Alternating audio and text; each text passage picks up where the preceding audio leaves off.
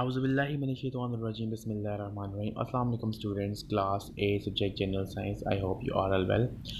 आज हम लोग अपने ऑनवर्ड रीडिंग स्टार्ट करेंगे फ्रॉम पेज नंबर 68.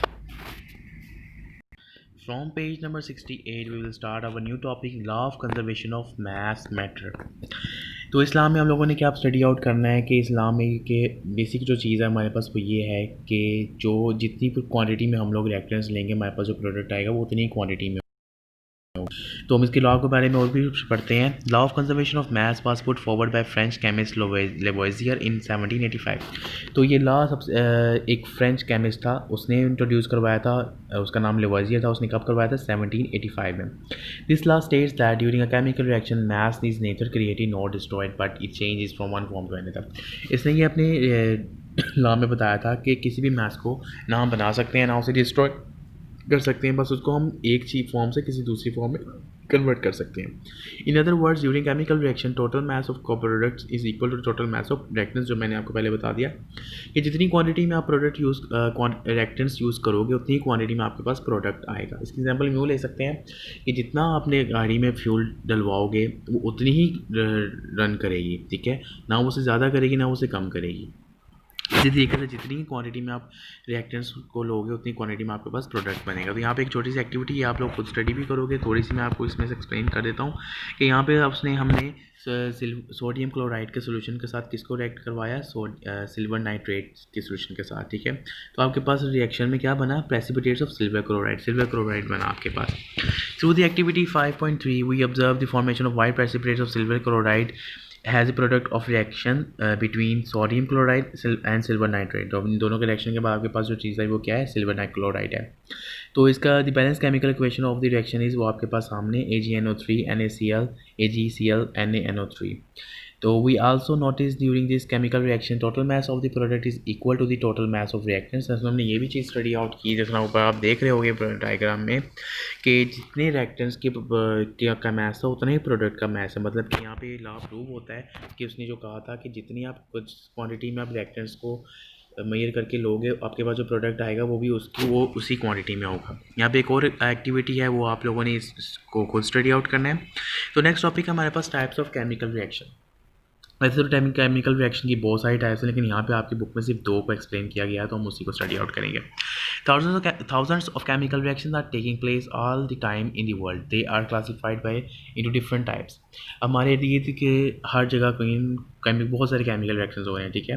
वो बहुत सारी टाइप्स में, लेकिन हमने यहाँ पर सिर्फ 2 उसने हमें यहाँ एक्सप्लेन किए हुए हैं, ज़्यादा नहीं किए हुए. तो एक उसमें एडिशन रिएक्शन है और एक हमारे पास डिकम्पोजिशन रिएक्शन है. तो एडिशन रिएक्शन में क्या होता है? हमारे पास सिर्फ के 2 रिएक्टेंट्स मिलकर आपके पास एक प्रोडक्ट बनाते हैं. मतलब 2 चीज़ें मिल रही हैं, इसको एडिशन हो रही है 2 चीज़ों की, और आपके पास एक नई चीज़ आ रही है. तो ये आपके पास एडिशन रिएक्शन. इसमें हमारे पास वाटर हाइड्रोजन और ऑक्सीजन मिलके वाटर का मॉलिक्यूल बन रहा है.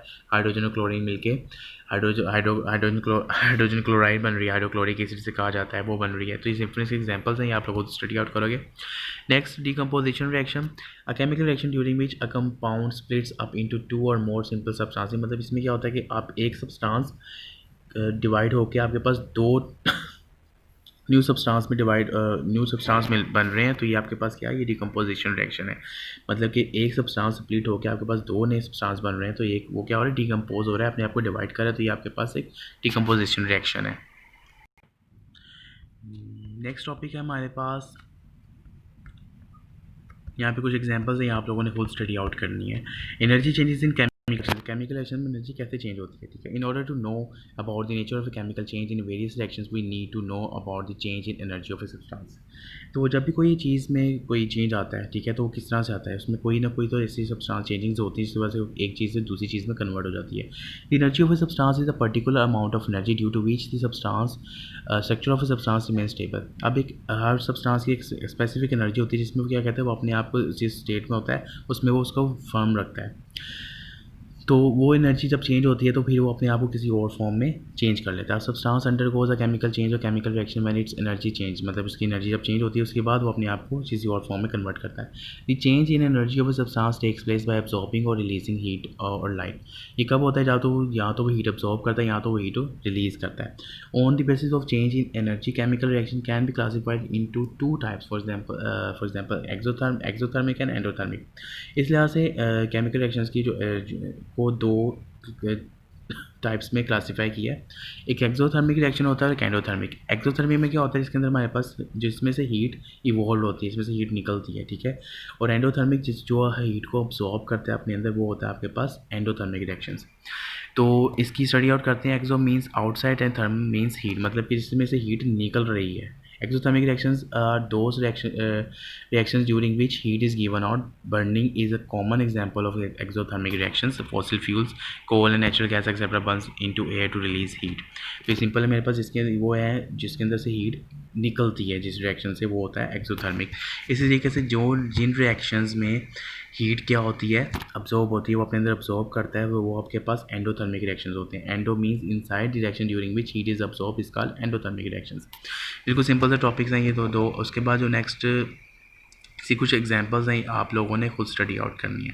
Importance of exothermic reactions in daily life, तो ये भी बिल्कुल सिंपल चीज़ें हैं कि हम लोग अपने रोज़मर्रा की ज़िंदगी में किस तरह से एक्सोथर्मिक रिएक्शंस के थ्रू कोई भी चीज़ यूज़ कर रहे हैं। जैसा कि एग्जांपल है, इसमें हीट हम अब्जॉर्ब कर रहे होते, इवॉल्व हो रही होती है, ठीक है। हम लोग खाना पकाते हैं घर में, उससे क्या होता है, हीट इवॉल्व होती है। आप जो भी चीज़ में आप करते हो वो हीट होती है, उससे हीट निकलती है। तो यहाँ पे डिफरेंट एप्लीकेशन है आपकी डेली लाइफ में, जिसमें आपको एक्सोथर्मिक रिएक्शन के यूज के बारे में पता चलेगा। इस जितनी भी चीज़ें हैं इनसे लोग अब इन सब चीज़ों की आपने स्टडी खुद करनी है। इसके बाद हमारा चैप्टर होता है ख़त्म। इसके बाद इंशाल्लाह हम इसकी एक्सरसाइज की इसी चैप्टर की एक्सरसाइज स्टार्ट करेंगे नेक्स्ट लेक्चर में इंशाल्लाह। Thank you so much.